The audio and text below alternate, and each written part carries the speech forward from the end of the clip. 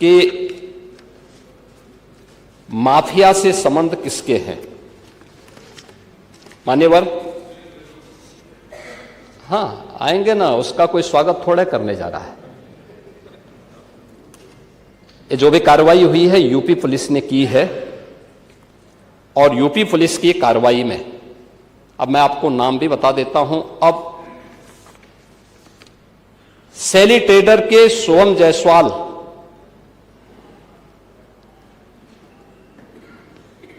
का प्रदेश सचिव समाजवादी युवजन सभा और कैंट वाराणसी से समाजवादी पार्टी के उम्मीदवार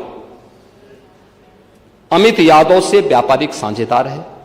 यानी जो ये इसका जो यूपी का जो सबसे बड़ा स्टॉकिस्ट है वह शुभम जायसवाल है, और वह व्यापारिक साझेदार है अमित यादव का, जो वाराणसी से समाजवादी पार्टी का प्रत्याशी रहा है। अमित यादव क्या आपका प्रत्याशी नहीं था कैंट वाराणसी से?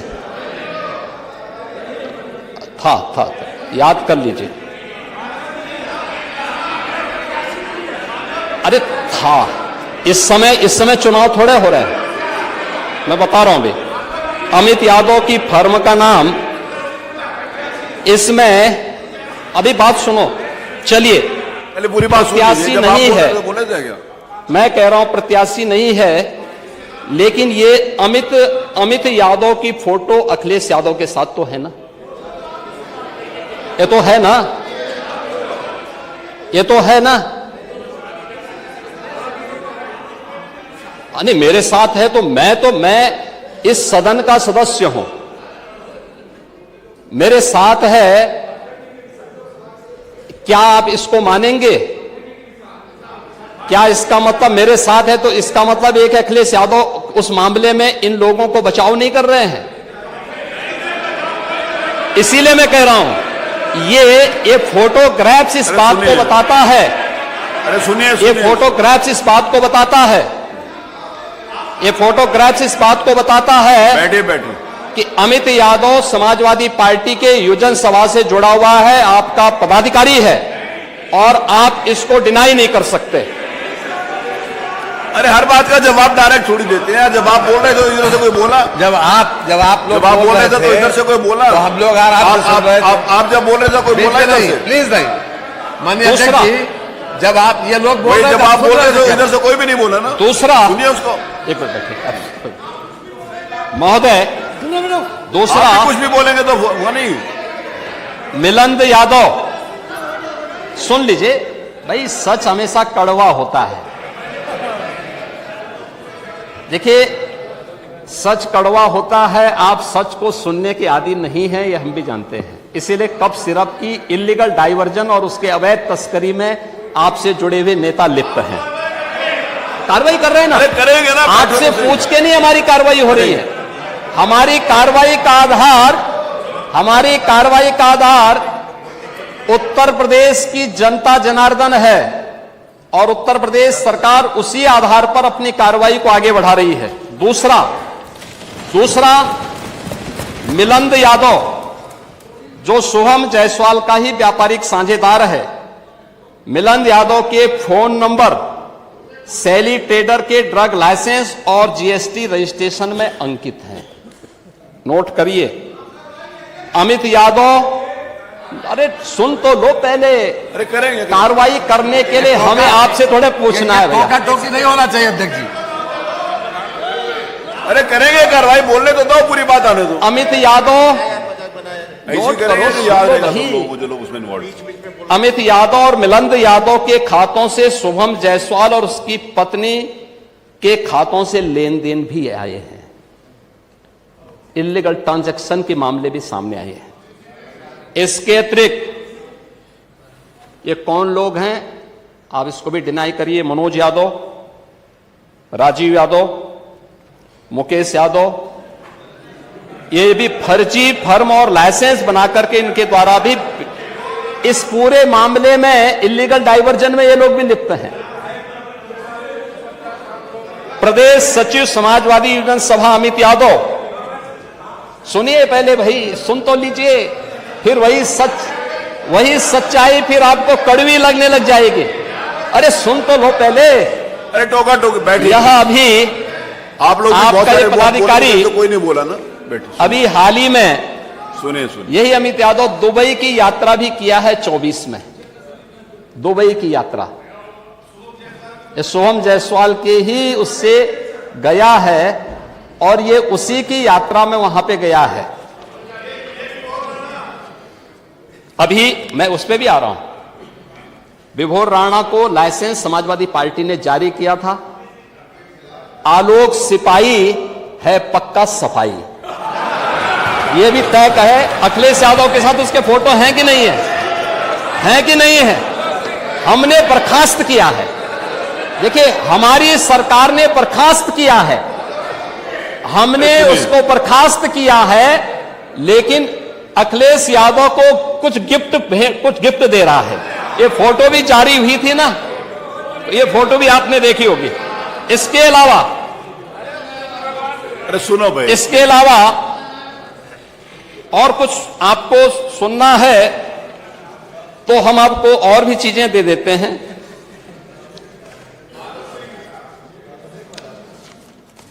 मान्यवर, ये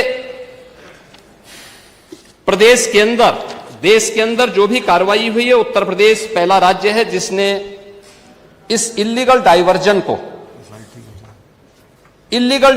को हम लोगों ने एनडीपीएस के अंतर्गत लेकर के इस पे प्रभावी कार्रवाई की है और हमारी कार्रवाई वर्तमान में प्रचलित है।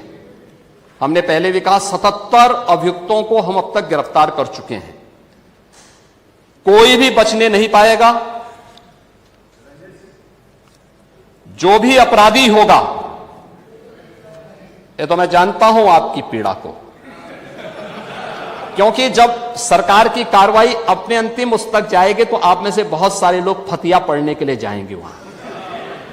तो आपको फतिया पढ़ने के लायक भी हम नहीं छोड़ेंगे, तब तक ऐसी कार्रवाई हम कर देंगे। इसके लिए महोदय हम लोगों ने एक एसआईटी गठित की है। प्रदेश के आईजी कानून लॉ एंड ऑर्डर की अध्यक्षता में एक एसआईटी गठित की है, जिसमें यूपी पुलिस और एफएसडीए के अधिकारी भी शामिल हैं पूरे प्रदेश भर में।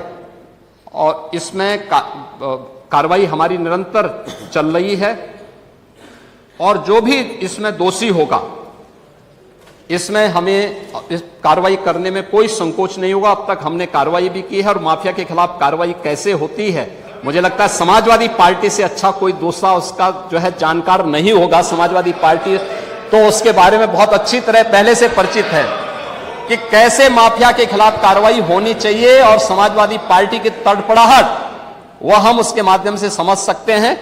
और मैं इस सदन को इस बात के लिए आश्वस्त करता हूं कि इस मामले में जो भी अपराधी होगा, उस अपराधी के खिलाफ जितनी सख्त कार्रवाई होगी, उत्तर प्रदेश सरकार उतनी सख्त कार्रवाई करेगी। लेकिन मैं समाजवादी पार्टी से इस बारे में जरूर कहूंगा कि वह गुमराह करना छोड़े। उत्तर प्रदेश के अंदर कोई भी इससे संबंधित मौत के प्रकरण सामने अभी तक नहीं आए हैं और इस पे कार्रवाई हमारी सरकार ने किया है। आपकी सरकार ने उन्हें लाइसेंस दिया था, उनके इल्लीगल गतिविधियों को आगे बढ़ाने के लिए समाजवादी पार्टी की सरकार ने 2012 से 16 के बीच में सारे इल्लीगल कार्यों को आगे बढ़ाया था। मैंने श्री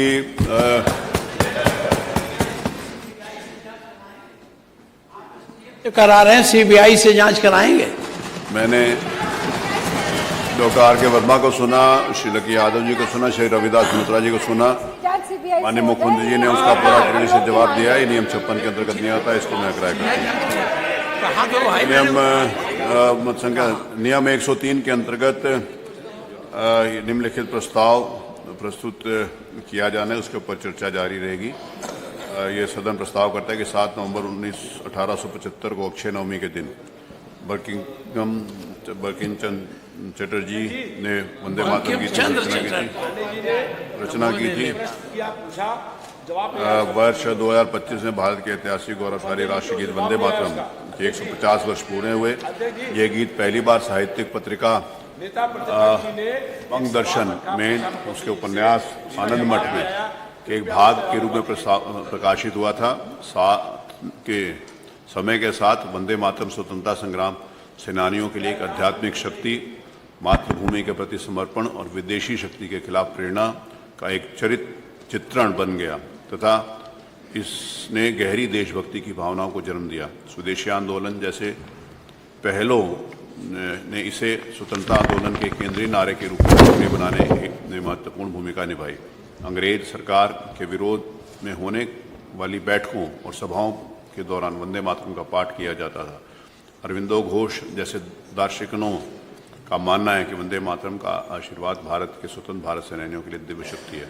1905 में वंदे मातरम बंगाल के विभाजन के खिलाफ विरोध प्रदर्शन एक महत्वपूर्ण हिस्सा है। कर्नाटक के गुलबर्ग में वंदे मातरम आंदोलन और हैदराबाद कर्नाटक स्वतंत्रता संग्राम के इतिहास में एक महत्वपूर्ण क्षण कहा जाता है।